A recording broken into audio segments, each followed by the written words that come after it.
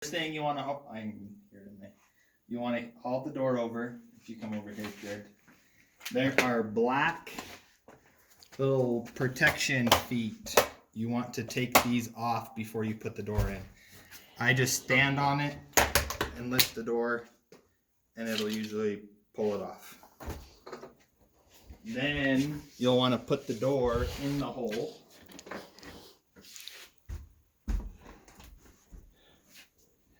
And just remember, when you're putting the door in, you need to take into consideration how it's going to open. So this is Julie's house. I've got the handle on the right hand. The door is going to open up against where I'm standing. That way she has clear path. She does not taking up any of her space in the cold storage for the door to open. And she's opening against the wall.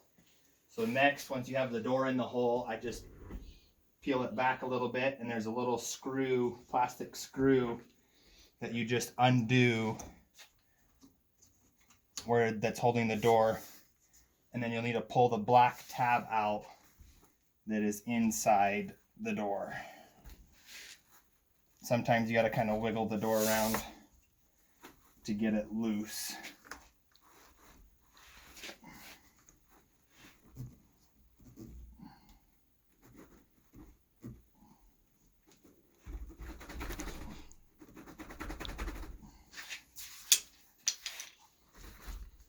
If you have a screwdriver, sometimes you can use that to pry it out.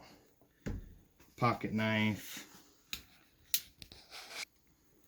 And then the door opens. Voila. So once the door's opened, you can just kind of set it. It pops itself open. If you come right here, you will see that you should have a wood frame all the way around the opening of the cold storage. That's what you're going to be screwing into. So you just take one of these 3-inch screws, and you're going to start on the hinge side, and just beware they're heavy, so it'd probably be good to have someone helping hold it. But then you're just going to set a screw right there. I'm going to go on this wider part.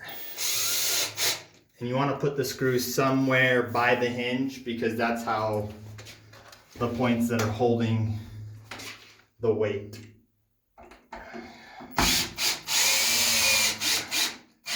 You don't need to screw it in tight, just go in a little bit. And if you look right here, I have maybe 1/2 inch gap on this side, but about an inch gap on this side. So I'm going to undo the screw just a little bit till it's relatively even, which looks like we're good there. Then I'll take some shims, and you can just rest them right on top of the screw until it's kind of snug, and then you can suck that back in. And you just want your screw to be just flush, just so it's not sticking out. Then, this is where it gets kind of tricky. You'll close the door, take your level, 4-foot level, torpedo level, doesn't matter. With the door as closed as can be, you want to make sure the door is level.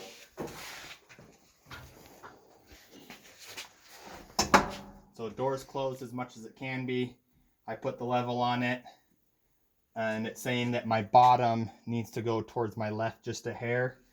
So I'll put a screw in the bottom to help suck it over.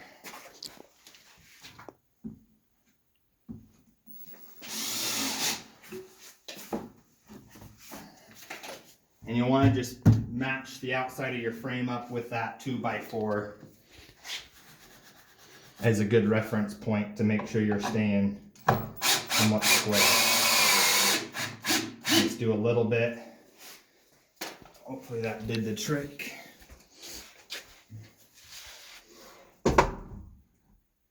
So we're sitting pretty darn good right there. So now the next thing is to make sure that this little cutout lines up with the cutout on the jamb. So right now my door is about 1/4 inch too low. So to fix that, just loosen these up a little, about halfway maybe. Just make sure your door doesn't come undone. I don't have a hammer. Want me to go get one? Yeah. Okay. You'll put a shim under the side that is low.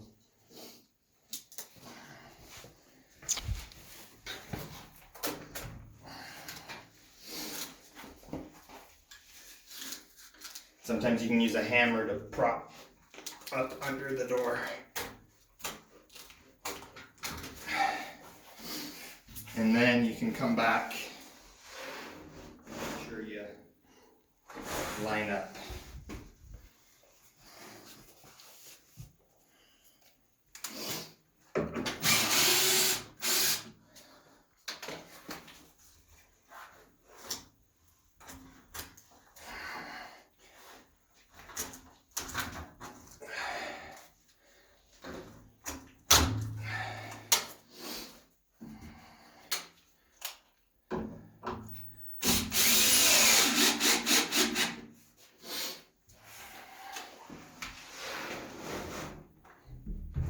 As long as you're pretty close, your door should pass, and you should be just fine. Then you want to double check that your door's still level. We're good there.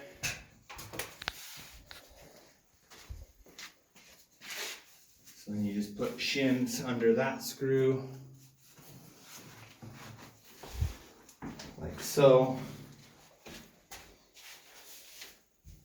Tighten that up a little bit, just so it's snug. Then kind of the last step is to make sure that your door closes on your jamb evenly. My door, go ahead, come out here. With the door closed, my bottom is flush, but my top, the door sticks out. So I'm going to put a screw in the bottom. Again, using the wood framing as kind of a guide.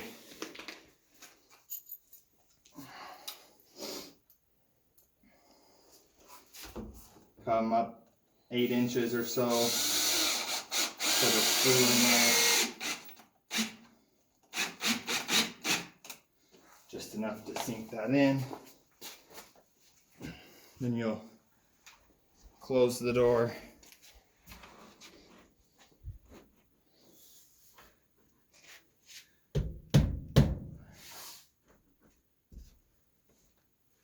So right there, it's flush at the bottom, flush at the top.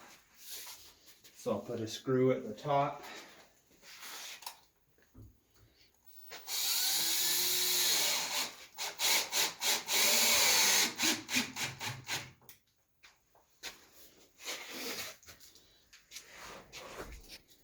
And now your last step, that closes good. Your last step now is to make sure that this gap is even. You should have about anywhere from 1/8 to 1/4 of an inch. You shouldn't be able to fit your fingers in there like that. So what I'll do is I'll loosen that screw up.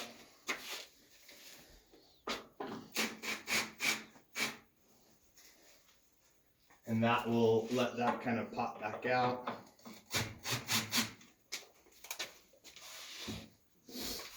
To adjust, we're getting a little closer. You can take your shims and you want to shim right where your screw is. So if you can get about, there's about 1/4 of an inch right there. Shims are in, the shims will hold it where it should stay. Tighten your screw back up. And again, the top's good.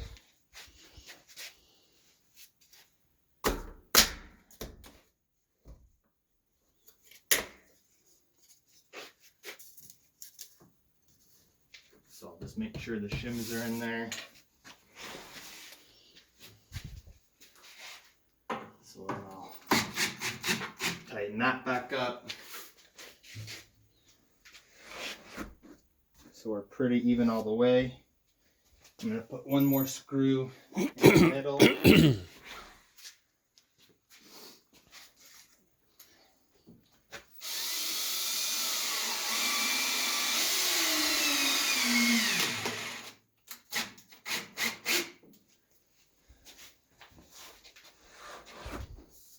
We're even all the way. And then you just take a knife, or if you've got a Dremel tool handy, you can make a couple passes on the shims and they'll just pop right off.